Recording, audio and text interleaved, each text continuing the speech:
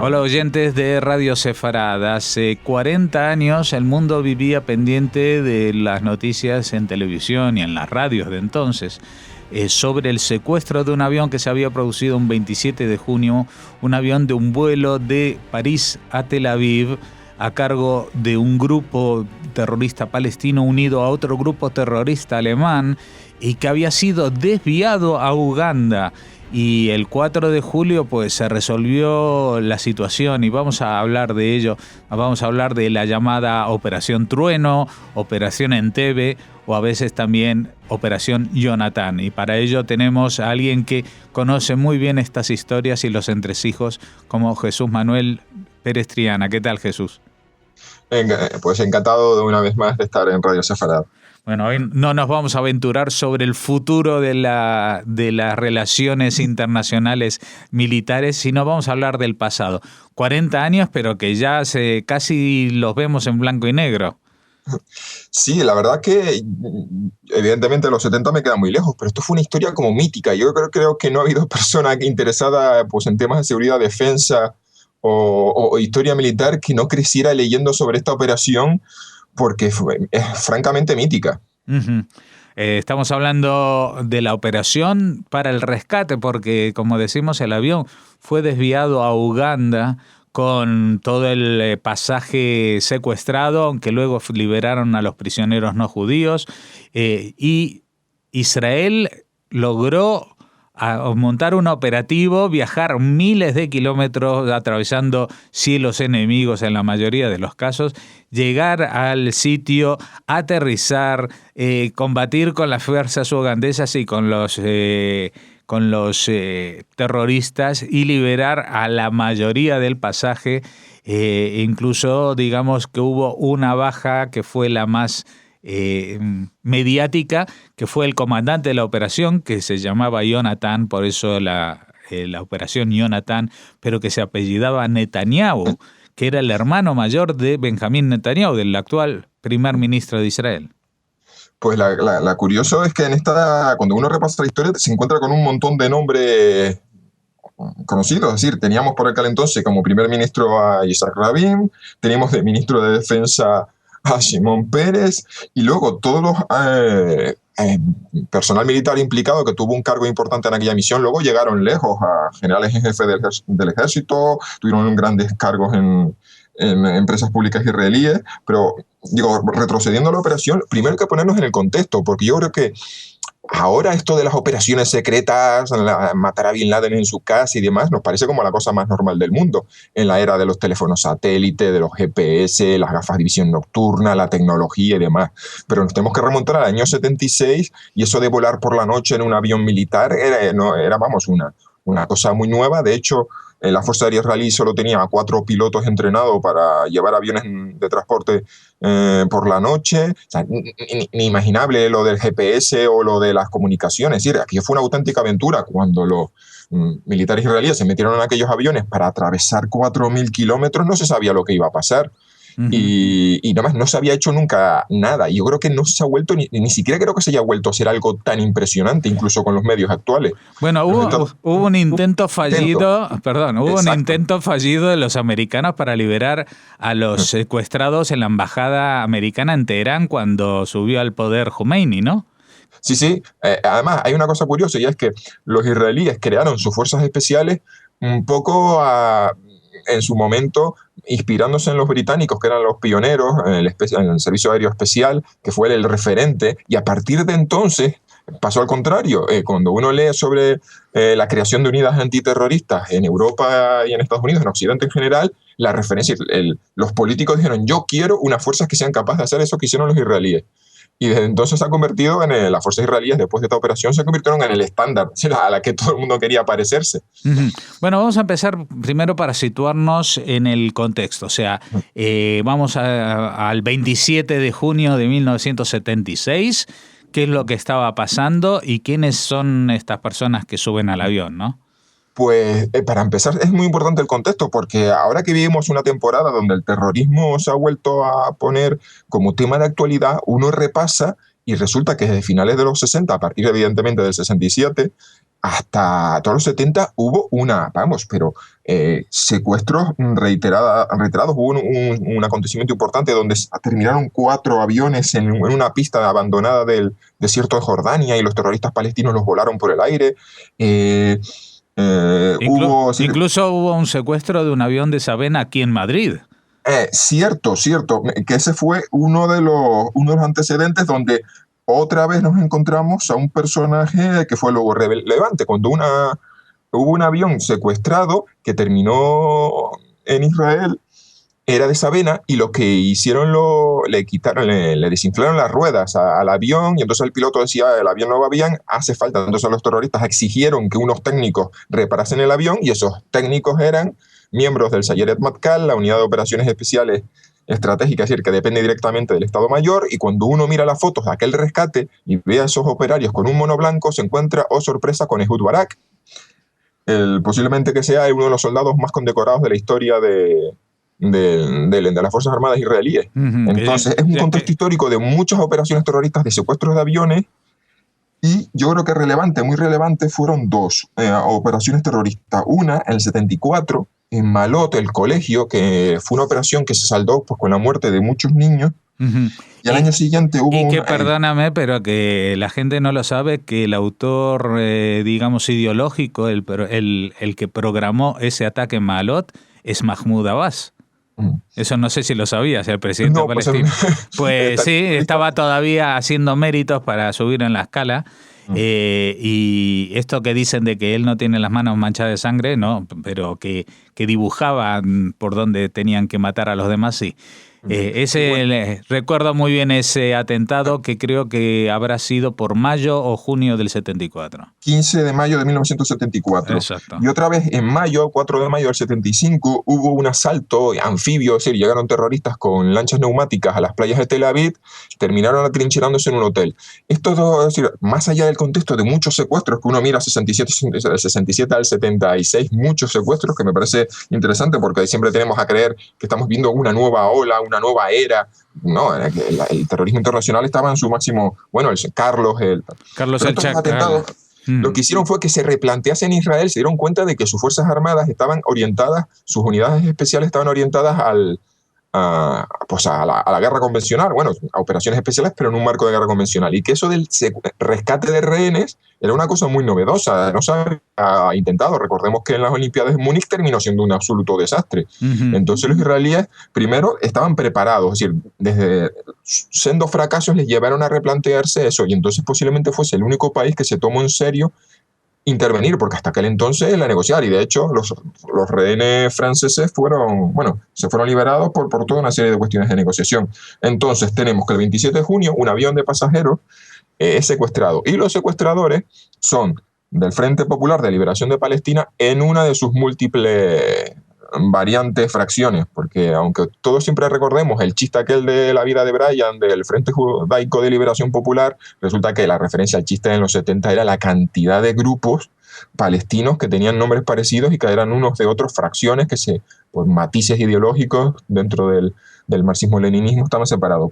Y junto con 2 terroristas de las células revolucionarias, que fue otro de esos grupos de ultraizquierda que surgieron en Europa al calor de la decepción de ciertos comunistas con el mayo 68.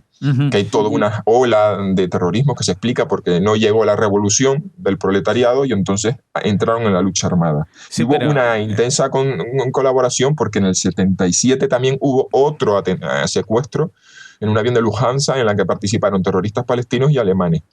Que toda esta generación que creció con un sentimiento de culpa, de que sus padres habían sido nazis, y entonces ellos, por expiar la culpa de sus padres y purgar esos pecados originales de la democracia alemana, se fueron directamente a la lucha armada.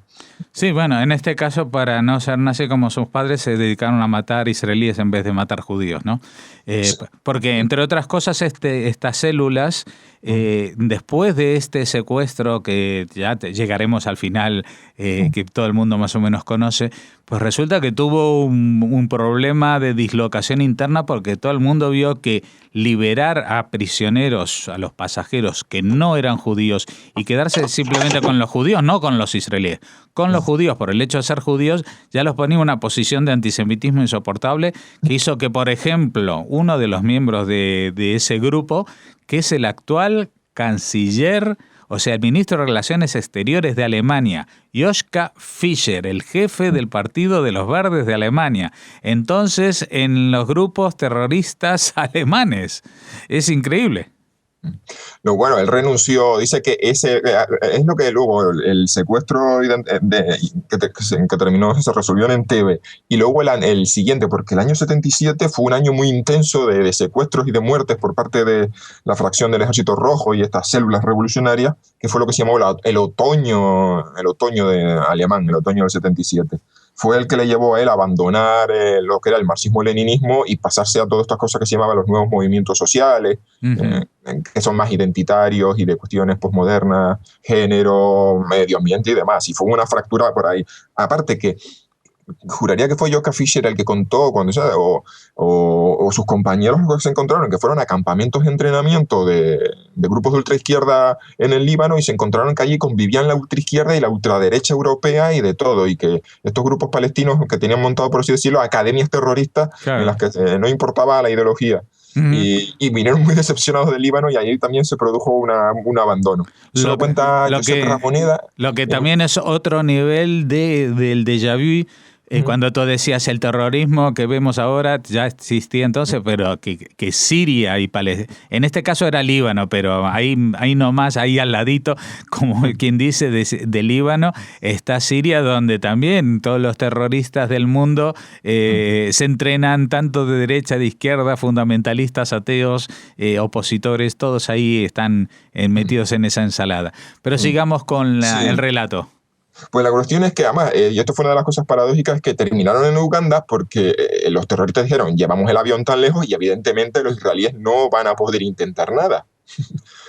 y claro, y contaban con el apoyo tácito del el presidente de Uganda, que era también un bicho, un personaje muy particular, Idi Amin Dada, caníbal. Sí, la cuestión es que las primeras opciones que se bajaron en Israel era enviar por así decirlo, una misión de no retorno. Aterrizaban los soldados, liberaban a los secuestradores y se entregaban a las autoridades de Uganda, con la idea de que era un gobierno que diría, bueno, enhorabuena, habéis matado a los terroristas y habéis liberado. Pero cuando se empezaron a dar cuenta de que es que Idi Amin visitaba todos los días la terminal vieja del aeropuerto de Entebbe, muy cerquita de la capital del país, y les echaba ahí el sermón político a los rehenes, pues se empezaron a dar cuenta de que había una colaboración tácita. De hecho, los terroristas, claro, después de tantas horas de avión, se echaron a dormir, y quien vigilaron a los rehenes fueron los soldados del ejército de Uganda. Digo que este personaje de Idi Amin también era un personaje muy extraño, porque incluso había recibido entrenamiento militar en Israel. Sí, esa es otra faceta curiosa en los años 60 y 70, y bueno, es una cosa que sigue hasta la actualidad, porque Israel tenía muy buenas relaciones con países africanos, que eran también como jóvenes naciones como Israel. Entonces hubo todo un proceso, pues, de alianzas militares y demás.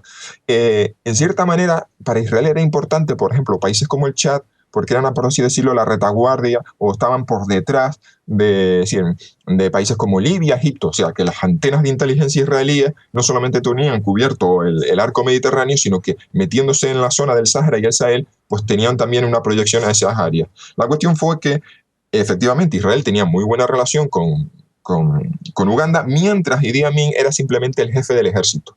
Y era tanta los convenios de colaboración que las fuerzas paracaidistas de Uganda fueron entrenadas por los israelíes, usaban uniformes manufacturados, elaborados en Israel, cosa que fue muy importante, porque cuando los soldados del comando de rescate se plantó allí, pues para disimular iban con uniformes ugandeses que estaban hechos en Israel.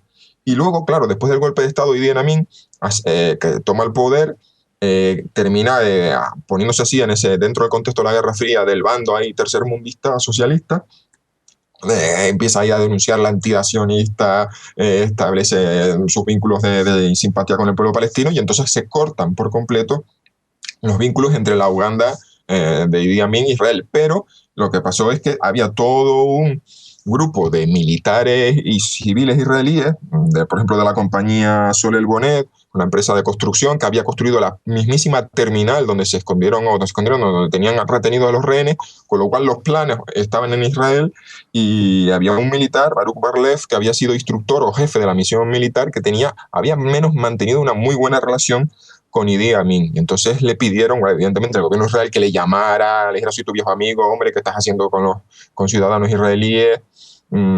Intentando, además le infló el ego diciendo que si los liberaba esto podía incluso ponerlo ahí en la carrera final hacia el Premio Nobel de la Paz. La cuestión es que mientras estaba este tira y afloja de negociaciones, las autoridades francesas negocian con Idi Amin para que se liberen a los rehenes franceses, y se encuentra con que solo quedan los judíos y los israelíes, y la opinión pública un poco como que la atención del mundo un poco se desatendió. Ya liberaron a los franceses, ya solo queda Israel, y la presión con Israel: hombre, ¿qué os cuesta liberar 100 y pico prisioneros palestinos por todo? 53 se les pedía, y no me acuerdo si luego ya se pidieron más, pero algo así. O sea, que le quedó la atención de Israel, y entonces, por así decirlo, Israel quedó como solo ante el peligro, una vez más. Pero mientras llamaba por teléfono el antiguo jefe de Idi Amin, militar, que lo entretenía prometiéndole el Premio Nobel de la Paz, el Estado Mayor israelí, el ejército, propuso un plan. Sí, se barajaron varias alternativas. La cuestión es que mientras seguían todo este entretenimiento y demás, en el gobierno se plantearon que sí. Bueno, la primera instancia fue: pues, negociemos porque esto es irresoluble, pero ahí entró el ingenio israelí de decir: hay una posibilidad, creemos que esto es factible. Lo primero que pensaron era, claro, que como el aeropuerto de Entebbe estaba muy al ladito del lago Victoria, ya está, cruzamos ahí el lago Victoria, vamos por tierra, cruzamos los pocos cientos de metros, pero luego dieron en la cuenta de que había una zona de cocodrilos un poquito que era como los más grandes de toda África, y aparte de que justo a la costa que separaba el aeropuerto del lago Victoria era una zona muy pantanosa y iba a ser muy complicada. Entonces se planteó de aquí. La cuestión era hacer lo que se llama un asalto aéreo, es decir, aterrizar en un aeropuerto sin autorización. Y entonces el plan, lo que se preparó, primero incluso se plantearon lanzar cientos de paracaidistas en una operación de no retorno, de llegar allí y entregarse a las autoridades, pero también cuando se supo que Idi Amin no estaba no solamente tomando una posición neutral o de la posición que tendría que tener un gobierno, que tiene unos terroristas ahí en una terminal de un aeropuerto. Entonces se decidió decir que tampoco se podía contar con que Idi Amin recibiese con brazos abiertos a los soldados israelíes. Entonces la cuestión era asaltar el aeropuerto. El plan consistió en enviar a 4 aviones de transporte Hércules con la fuerza de asalto y 2 aviones de pasajeros Boeing 707 que iban a estar dando vueltas alrededor del aeropuerto. Uno con todo lo que era el dispositivo de mando y control, donde iba a estar como un general dirigiendo la operación y coordinando, y otro avión que iba a ser de avión hospital. Y ese ya directamente aterrizó en Kenia, porque retrocediendo a la buena relación que tenía Israel con países africanos, mientras con Uganda la cosa se rompieron los vínculos, con Kenia sí se tenía una muy buena relación, y de hecho meses antes del secuestro las autoridades keniatas desbarataron un plan de terroristas palestinos y alemanes para atentar con un misil portátil tierra-aire contra un avión de pasajeros israelí. Uh-huh. Bueno, que ese atentado tuvo lugar ya en los años 2000, hubo un atentado. Sí, es decir, estamos hablando de que ese modus operandi de los terroristas fue intentado en los años 70. O sea, que estamos viendo que uno se puede levantar por la mañana y decir: vaya, esto es novedoso, atentados contra turistas israelíes en África. Pues no, resulta que hace 40 años hubo un intento. Uh-huh. Y entonces, gracias a eso, digamos que de todas las cosas que sabemos, que podemos llegar a saber de la operación, hay alguna que queda todavía, si curiosamente 40 años después queda un poco borroso, porque si los expertos de aviación hacen cálculos, dicen: es que no salen las cuentas. El alcance de 4.000 kilómetros, esos aviones ya le aterrizaron allí, pero ¿cómo despegaron? Entonces, una de dos: o hubo alguna parada intermedia en Kenia, que nunca se ha querido contar porque el gobierno keniata no quería que apareciese como colaborador de Israel, porque ellos decían: vale, ustedes recogen los rehenes y se van, pero yo me voy a quedar aquí con Idi Amin aquí al lado. De hecho, hubo una campaña de represión contra la minoría keniata dentro del país, y hasta incluso murió un ministro keniata con una bomba que iba en un regalo de Idi Amin. Entonces, no sabemos exactamente qué pasó. Hay quien plantea la hipótesis de que hubo un quinto avión cargado de combustible un avión de repostaje que también aterrizó y luego bombearon el combustible para recargar, sí, porque era un poco como complicado, era como una misión de sola ida, pero los israelíes no solo consiguieron aterrizar, sino dar la vuelta. Entonces digo que hay pequeños detalles que no sabemos. La cuestión es que en esos 4 aviones que aterrizaron, en el primero iba el jefe del Sayeret Matkal, que el hermano de Bibi Netanyahu, que iba con un Mercedes que pretendía ser como una limusina así presidencial para engañar a los soldados ugandeses, de que allí a lo mejor podía ser una comitiva. Como Idi Amin tenía esa costumbre de ir allí a la terminal donde estaban los rehenes, cada 2 por 3, a echarles un sermón, y bueno, pues entonces aprovecharon que además los propios espías ya, o decir, toda la información que se recopiló vía, pues me imagino, decir, también sabemos que por ahí hubo algún ciudadano israelí con pasaporte de otros países que aprovechó para recabar información, decir, no solo se tenían en Israel los planos, sino cómo estaban dispuestos los guardias y demás. Entonces lo que se vio es que cuando aparecía la dichosa caravana con Idi Amin, los soldados se cuadraban y vamos, claro, cuando Idi Amin era un tipo bastante paranoide, psicópata y muy chiflado, pues a ese tipo era un dictador al que todo el mundo tenía un miedo feroz. Entonces aprovecharon eso, es decir, el miedo feroz de los soldados a Idi Amin para fingir que era una caravana presidencial. Y luego en el segundo y tercer avión iban en soldados con la función de hacer de fuerza de bloqueo, porque mientras empezase la ensalada de tiros en la terminal donde estaban los rehenes, corría el riesgo de que, como el aeropuerto estaba muy cerquita de la ciudad, pues a lo mejor viniesen refuerzos de la ciudad. Entonces uno de los aviones iba cargado de soldados con la misión de bloquear las carreteras de acceso, además llevaban incluso hasta jeeps armados con ametralladoras, y el tercero se encargaba de sabotear a la Fuerza Aérea Ugandesa, que tenía allí su base aérea, y estaban los aviones, eran MiG de construcción soviética, pues ahí en una plataforma de vuelo al aire libre, y esos soldados se encargaban de ponerles explosivos, y bueno, terminaron a tiros. Al final, mientras unos ponían explosivos, los otros disparaban como locos. Y el cuarto avión era pues un avión donde se hacía como de escoba para recoger a todos los rehenes. Bueno, pues entonces, después de 4.000 kilómetros, que por cierto fue un vuelo bastante movido, porque desde que los aviones despegaron intentaron no ser detectados por el radar de ningún país, ni Egipto, ni Arabia Saudita, ni nada.